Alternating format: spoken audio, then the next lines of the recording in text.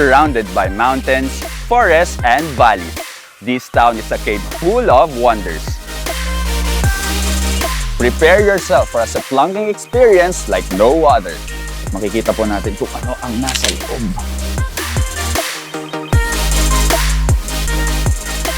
Nestled between two mountains rests a pristine river. Sawali has been a symbol of unity and harmony that weaves the identity of Mabini. A place of learning and discovery. It's a must-visit subterranean wonder.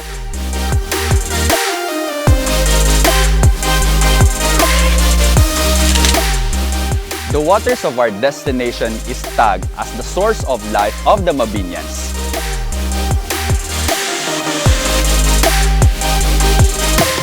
I am your travel hati, Rodnel. Samahan niyo kong ihabi ang kwento ng Mabini dito sa Ganda Mo, Pangasinan. Tara!